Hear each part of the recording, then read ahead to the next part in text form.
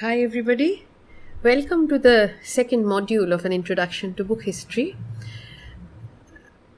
I apologize in advance if you are subject to some cat related interruptions in this one. For those who have listened to the previous module may have heard my cats being a nuisance in the background. Hopefully that shall not happen again. I've shooed them out. But anyway, to continue, this module, which I've called Book History in India, now in the last module I spoke about the significance of decentering the study of the book and drew examples from China.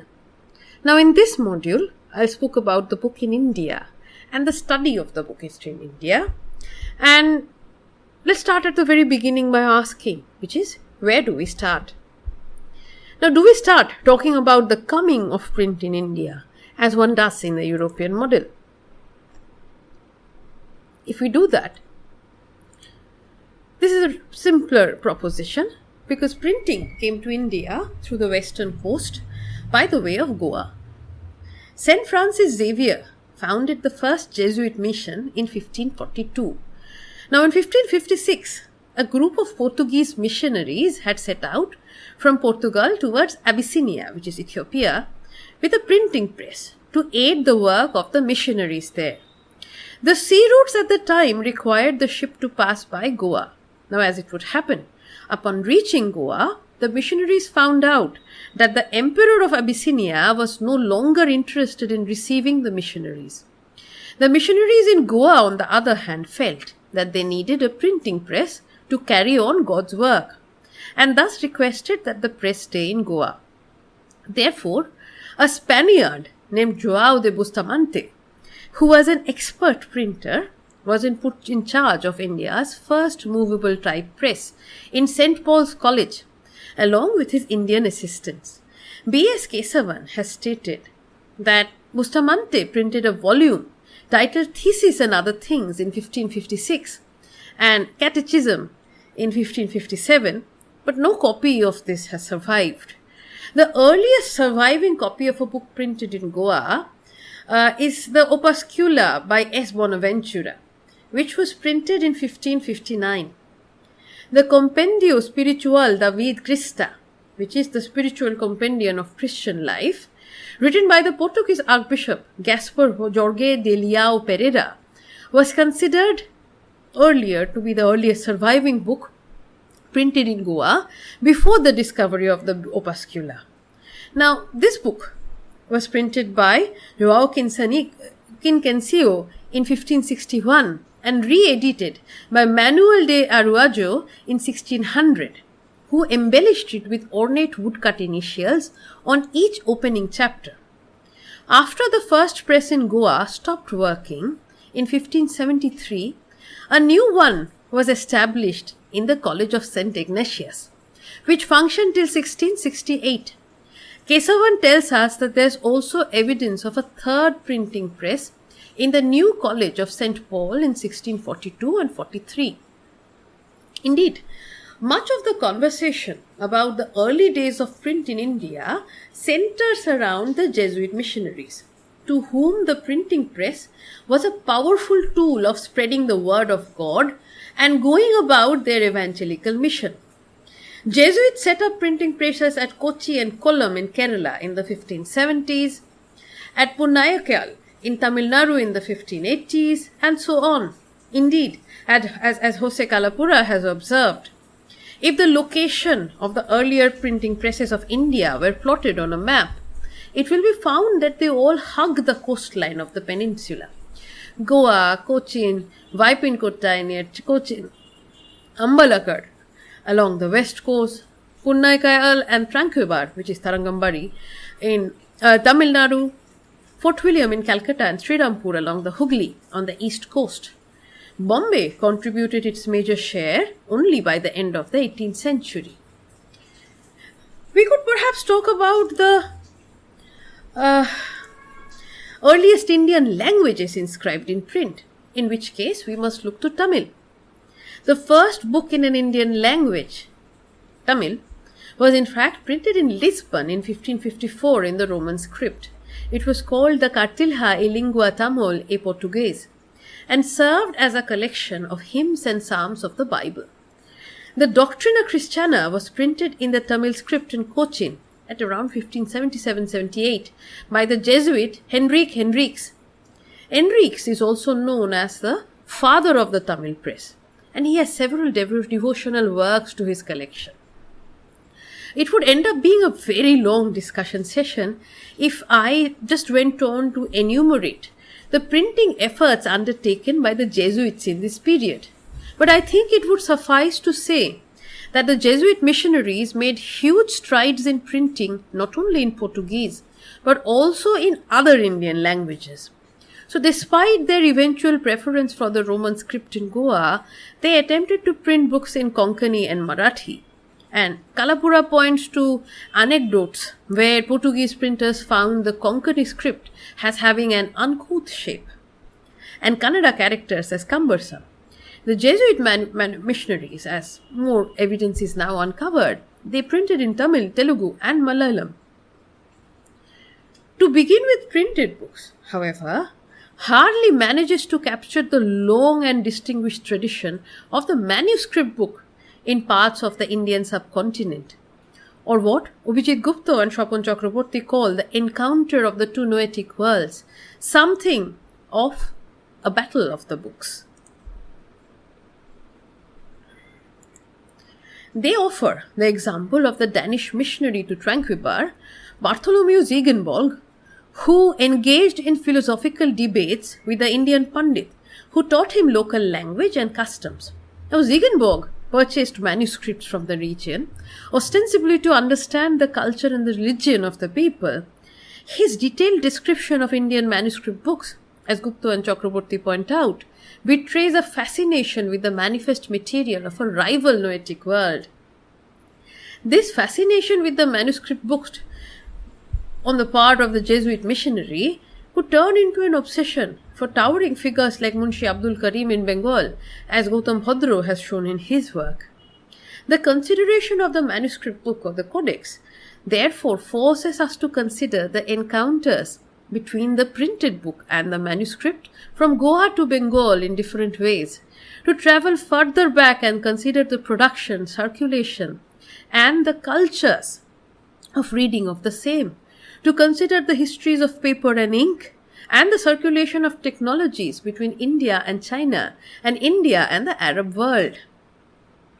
Now, the production of the Anglophony book, as well as those in a large number of other languages, would take off in the late 18th and then the 19th century in the Calcutta, Serampur or Srirampur region in the eastern coast.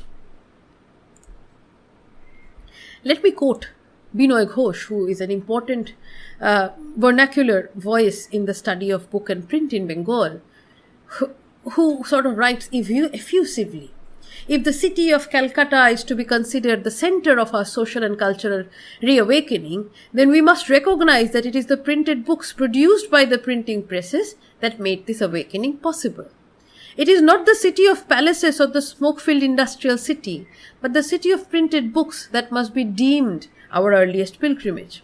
If Gaur, Navadvip, Krishnanagar, Murshidabad, Dhaka are the centers of manuscript cultures, representative of ancient and medieval cultures, then Calcutta is the city of the printed book, the city of print, representative of the culture of modernity." There is a lot to be disputed within this effusive statement on the part of Ghosh, but it's not entirely inaccurate. The journey that began with the slow proliferation of European-owned printing presses in the last decades of the 18th century would lead up to an explosion in the 19th, starting with two significant events in the year 1800. The first of the two, of course, is the establishment of the Fort William College by Lord Wellesley, who sought to use this institution to educate employees in the East India Company in Indian languages. A simple list of the languages and their corresponding literature studied at the Fort William College is bound to generate awe in our increasingly monolingual times. The college was responsible for the pursuit of Arabic, Persian, Sanskrit, Bengali, Hindi, Urdu, and Marathi. Its publishing unit's output was even more astounding. It managed to publish textbooks, grammar books, and dictionaries in Arabic, Bengali, Burmese, Mandarin, Hindustani, Kannada, Marathi, Odia, Punjabi, Persian, Sanskrit, and Telugu. The second event, also in the year 1800, happened in a thriving township called Serampur or Srirampur, about 30 kilometers away from Calcutta. The Serampur Mission Press, established by William Carey, began its journey on January 1800. Now, it might seem almost unbelievable now, but between 1800 and 1840, the Mission Press published around 212,000 books in 40 different languages. Of these, there were 30 Indian languages, along with Arabic, Persian, Armenian, Burmese, Mandarin, Javanese, Malaya, Dhivehi, Singapore, and Thai. The Mission Press's type foundry, under the able stewardship of Charles Wilkins and Ponchanun Kormokar, would produce the first complete Bengali typeface, and then go on to do the same for various Indian and foreign languages. This multiplicity of languages leads Vinay Dharwarkar to comment, the Calcutta region, as it must have been between about 1760 and 1830, seems to be the single most important site in the histories of Indo-European and general linguistics, of the translation of Asian languages from the media of voice, palm leaf, and scroll to the medium of print, and of the mediated transposition of print culture from Europe to Asia. This extraordinarily diverse culture of print was built on the labor not only of the learned Orientalists and scholars at the Fort William College, but also the labor of countless unnamed print workers whose blood and sweat made printing possible. It is of course not simply Calcutta and Serampur that emerged as hubs of print. Also Bombay and Madras. Meanwhile, in the central Indian heartlands, Benares emerged as a hub of multilingual print. Bengali, Hindi, Urdu, Nepali. The coming of lithography, in particular, turned the tide for Urdu printing. In the words of Ulrike Stark, the invention of lithography in the 1820s represents a watershed in the history of print in northern India. The advantages of lithography over printing from movable type were considerable. Lithography was portable, easy to operate, and cost-effective. Moreover, lithography lent itself particularly well to the reproduction of the aesthetically prestigious Nastaliq script. It was thus ideal for printing in Arabic, Persian, and Urdu. In this respect, it continued the manuscript tradition, a crucial cultural factor in its widespread acceptance across the subcontinent. Here again, the manuscript tradition interacts with the printed book in fascinating ways. I will pause my narration of the history of the book in print and printing in India and turn to Indian scholarship on the same. In their introduction to the edited volume from 2004 called Print Areas, Abhijit Gupta and Swapan Chakraborty lay out the challenges for non-Anglophony book historians. First, the challenge is to make their work available and accessible to the international community. Second, and more importantly, the challenge is to create an academic climate conducive for book history in their own countries. Both propositions, as they point out, is not easily accomplished in a country like India. In order to do book history, there must be a culture of preservation which values documents for their own sake. In recent years, now this awareness has prompted some degree of urgency in the West to preserve apparently useless papers. But such initiatives are difficult to run into in India even today. Of course, despite considerable developments made from 2004 to 2021, with the archive.org having more and more Indian editions, government attempts at digitization, the National Digital Library, so on and so forth, this kind of work has increased from 2004. Now, Print Areas is, of course, the first of a series of volumes dedicated to book history, edited by the two authors in question. Now, writing in 2004, Gupta and Chakraborty display a particular sense of urgency in saving, digitizing, and making accessible records from publishers' archives, among other things. This urgency echoes that of Robert Darto, who in a 2002 essay on book production in colonial India said, "Why not India? It has a rich literature that extends further back in time than that of any European country, and books have been printed on its soil since 1556, nearly a century before Stephen Day cranked out the Bay Palm book in Cambridge, Massachusetts, America. Gifted scholars have studied aspects of publishing and the book trade in India, but no one has been able to get an overview of the subject, not for any lack of talent or resources, but because we have not acquired basic information about book production. We haven't the foggiest idea of how many books appeared in print at any point in Indian history, or of how they were distributed according to genre, language, and region. Statistics do not tell a story by themselves, of course, but they can open the way to various narratives by revealing pattern." Now, Darto argues that bibliographical records begin to appear for Indian book production in earnest only in the 1850s, and considers some of these resources in his essay. The reports put together by the ICS, the Bengal Library catalogues, Reverend Long's catalogue, and so on. Now, Gautam Bhadra has since issued an important critique of Darto's work, pointing to his unfamiliarity with traditions of scholarship on book history in the modern Indian languages. Now, this is indeed very valid criticism in a country like India, where sources are necessarily multilingual, as is scholarship. If I may offer just an example from Bengali, which is a tradition I'm familiar with, the pioneering work of, say, Sukumar Sen, Nikhil Sarkar, Binoy Ghosh, Adrish Bishwas, Sumanta Banerjee, Gautam Bhadra, Anup Saha, to name just a few scholars, is extremely significant. Gupta and Chakraborty further point out that India as a country with a long and rich book culture is urgently in need of a focus for the work that has been done and is being done in the field. While many scholars have ventured into Indian book history, there is as yet no system and no discipline under which their work can be viewed as a part of the whole. There are also many young scholars who have begun work in this field, but lacking a tradition, find it difficult to build on what has already been accomplished.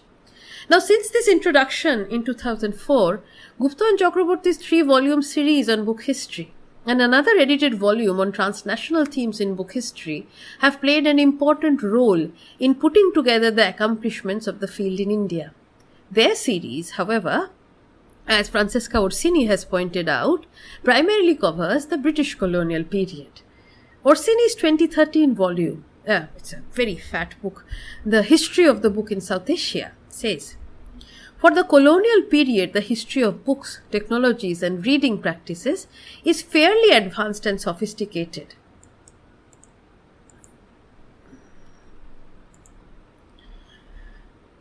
When we move to the pre-colonial period and the world of manuscripts, and also when we come to the post-colonial nation-states, however, we enter into much more tentative and patchy ground. For manuscripts, apart from a few areas and specific texts, what we have are mostly descriptive catalogues ordered by language and individual archive that provide uneven coverage depending on individual or institutional efforts at collecting and archiving. Apart from the systematic activities of giant libraries and scholars, much of the effort in this area was concentrated in the 19th and early 20th centuries. For the post-colonial states, the annual bibliographies produced by the government departments or private publishers and the personal memories of post-independence publishers have yet to be mined for oral or documentary evidence for the histories of publishing. This is a kind of work that needs to be more urgently done as the discipline grows and expands. Orsini's volume points out that the history of the book in South Asia is, for sheer length, variety, and vastness, mostly a history of the manuscript book. Now, despite these vast and dispersed holdings, from libraries to temples, monasteries, madrasas, private collections, there have been very few sustained analysis of manuscript culture in the subcontinent as well. So her volume, by bringing together scholarship on the manuscript book with that of the coming of print in Goa, the socialization of print in Calcutta and Madras, and the cultures of the book in post-colonial India, what our series volume does is that it broadens the scope of the study of the history of the book in India. This exciting and growing body of work on the history of the book in India and in South Asia at large, however, has not yet been reflected in our university curricula. Jadavpur University is the only university that offers an optional paper in its postgraduate course. Now, I do recall reading an interview that appeared to suggest that SPPPU might teach it as well, but I am afraid I haven't been able to follow up on that. Gupta and Chakraborty in fact lament the resistance that they had once met with in literature departments. Now, one can only hope that things have changed somewhat between 2004 and 2021. In the next and the final session, I will be talking a little bit about the potential of book history and what sort of work can be done by using book historical methods. I'll pause for now, more later. Have a very good day.